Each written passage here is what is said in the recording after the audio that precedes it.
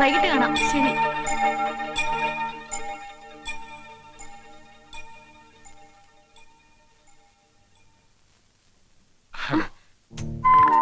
ശ്രീദേവി, പേര് ഞാൻ മനസ്സിലാക്കി.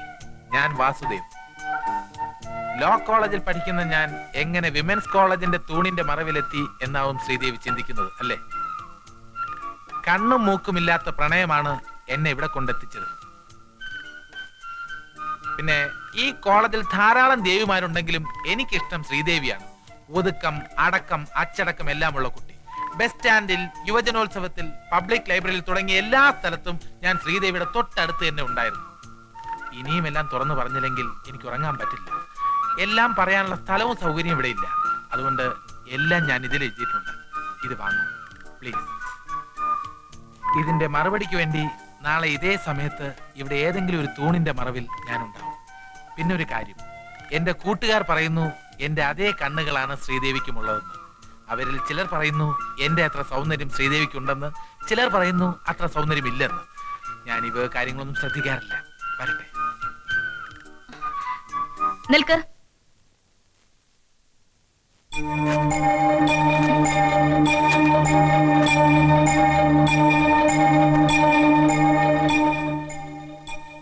അന്ന് അവൾ എന്റെ മുഖത്തേക്ക് വലിച്ചെറിഞ്ഞ കടലാസ് തുണ്ടുകൾക്ക് പകരം ഇന്ന് ഞാൻ നോട്ടുകെട്ടുകൾ വലിച്ചെറിയും.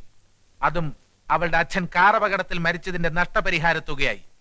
മധുരമായ ഒരു പ്രതികാരത്തിനുള്ള അവസരമാണിത്. അവളുടെ അഹങ്കാരത്തിന് ദൈവം കൊടുത്ത ശിക്ഷയാണിത്.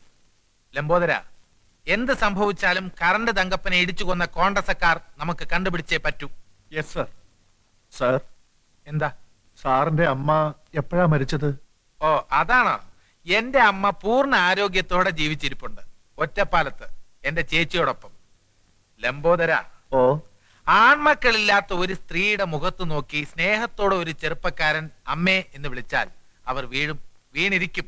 അങ്ങനെ വീഴാത്ത ഒരു സ്ത്രീയും ഇതുവരെ ഭൂമിയിൽ ജനിച്ചിട്ടില്ല. സാർ സൈക്കോളജി പഠിച്ചിട്ടുണ്ടോ? ആ, ഈ ബിസിനസിന് വേണ്ട അത്യാവശ്യം സൈക്കോളജി ഒക്കെ എനിക്കറിയാം. അതെ, വാചം ഓടിച്ചോണ്ട് നിൽക്കാതെ താൻ ആ ടൗൺ ഹോസ്പിറ്റലിലെ കാഷ്വാലിറ്റിയിലോട്ട് ചെല്ല്.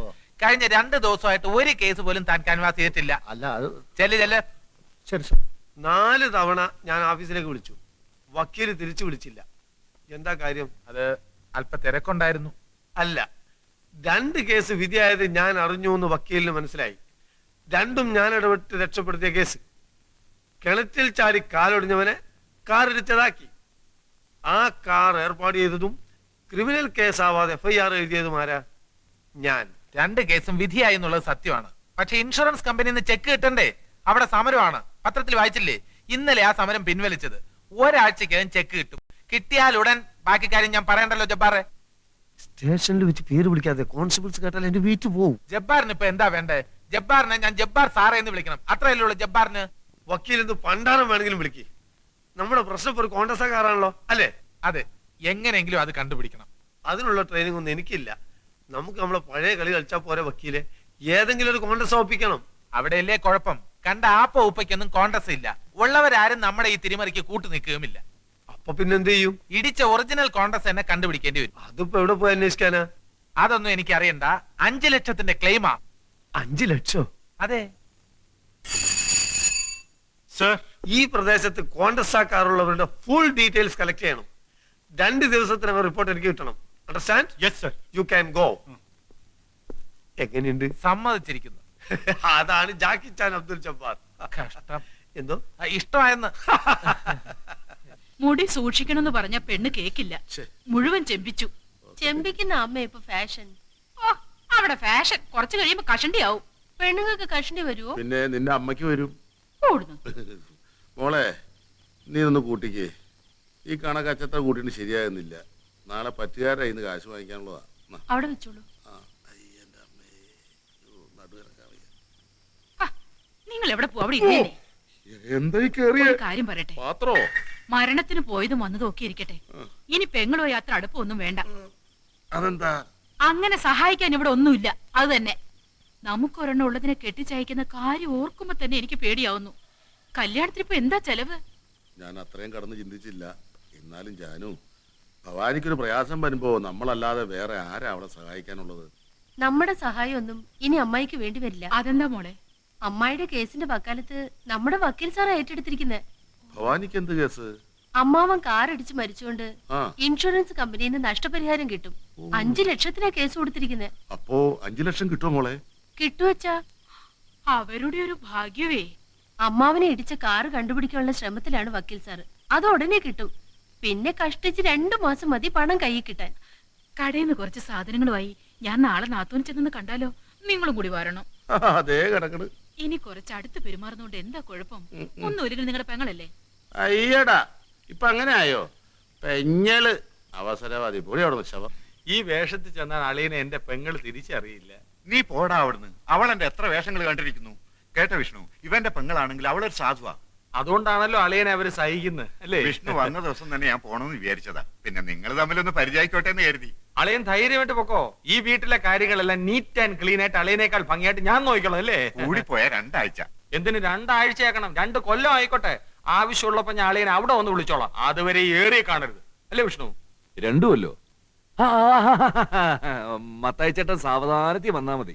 ഇനി സംസാരിച്ചെന്ന ബസ് കയറ്റും. ഞാൻ ഇറങ്ങട്ടെ. നില്ലേ, ഞാൻ കാറിൽ ബസ്സെല്ലാം ഡ്രോപ്പ് ചെയ്യാം. കാർ വേണ്ട. കാർ 4 ടയറും പഞ്ചറായി വേണ്ട, കിടക്കാ. ഇവിടെ അടുത്തല്ലേ, ഞാൻ നടന്നു പോയിക്കോളാം. ആ പൊക്കോ പൊക്കോ.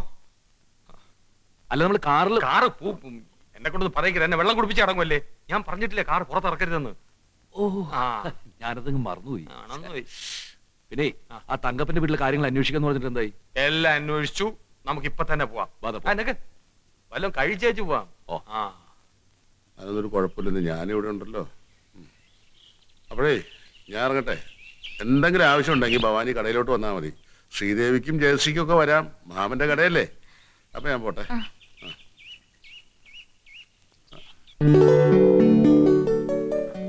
നമസ്കാരം. നമസ്കാരം. നമസ്കാരം. ആരാണാവോ?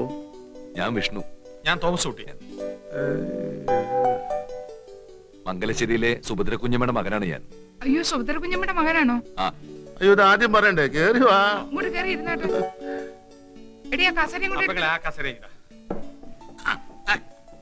എനിക്ക് ഇപ്പോഴും നല്ല ഓർമ്മയുണ്ട്.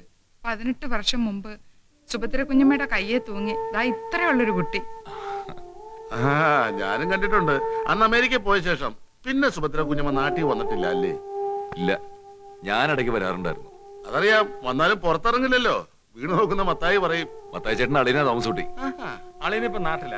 ഇപ്പൊ വീടിന്റെ കംപ്ലീറ്റ് കാര്യങ്ങൾ നോക്കുന്നത് ഞാൻ. അപ്പൊ വേലക്കാരനല്ലേ? അല്ല അല്ല, തങ്കപ്പച്ചേട്ടൻ മരിച്ച ദിവസം ഞാനും വിഷ്ണു ഇവിടെ ഉണ്ടായിരുന്നില്ല. ഞങ്ങളൊരു ഫ്രണ്ടിനെ കാണാൻ പോയിരിക്കുന്നു. അടുത്ത ദിവസം തിരിച്ചു വന്നപ്പോഴാ വിവരം അറിഞ്ഞത്. അന്ന് മുതൽ ഇവിടം വരെ ഒന്ന് വരണമെന്ന് വിചാരിച്ചിട്ട് ഇപ്പോഴാ സാധിച്ചത്. മരിച്ചത് എന്റെ അളിയനാ. ഇവളുടെ ഭർത്താവ്, ഇവളുടെ മക്കളായത്. ഇത് ജയശ്രീ, അത് മൂത്തവള് ശ്രീദേവി.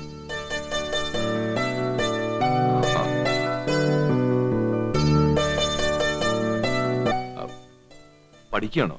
ശ്രീദേവിക്ക് ഡിഗ്രി ഉണ്ട്. ജയശ്രീ 10ാം ക്ലാസ്സിൽ തോറ്റു. എന്നാ പിന്നെ കമ്പ്യൂട്ടർ പഠിക്കാൻ പോത്താ എന്താ? ഇപ്പൊ അതൊരു ഫാഷൻ. മാത്രമല്ല, പെൺകുട്ടികൾ കല്യാണം കഴിയുന്നത് വരെ കമ്പ്യൂട്ടർ പഠിക്കാൻ പോകുന്നത് നല്ലതാ. ഇലക്ട്രോണിക് യുഗത്തിന്റെ ഡിഗ്രി ഉള്ളതല്ലേ, ഒരു ജോലിക്ക് ശ്രമിച്ചൂടെ? അച്ഛൻ സർവീസിലിരുന്ന് മരിച്ചതുകൊണ്ട് എനിക്ക് ജോലി കിട്ടും. ഞാൻ ആപ്ലിക്കേഷൻ അയച്ചിട്ടുണ്ട്. ആപ്ലിക്കേഷൻ അയച്ചോണ്ടൊന്നും ഒരു കാര്യമില്ല. മന്ത്രിതലത്തിൽ ഒന്ന് പുഷ് ചെയ്താലേ കാര്യം നടക്കും. ഓ, ഞങ്ങൾക്ക് ആരിയിരിക്കുന്നു മന്ത്രിയെ കാണാനും ശുപാർശ ചെയ്യാനും ഒക്കെ. ദാ ഇരിക്കുന്നു വിഷ്ണു. വിഷ്ണു വിചാരിച്ചാൽ ശ്രീദേവിക്ക് ജോലി ഇവിടെ കൊണ്ടുതരും. തോമസൂട്ടി, നീ എന്തായി പറയുന്നു?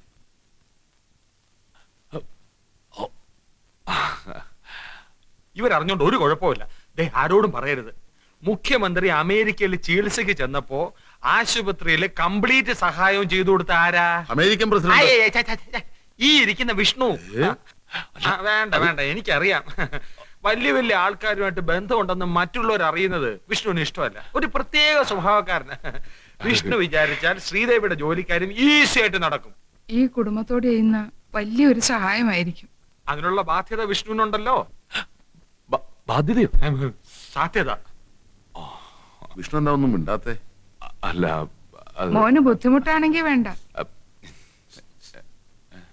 അത് പിന്നെ ഞാൻ ശ്രമിക്കാം.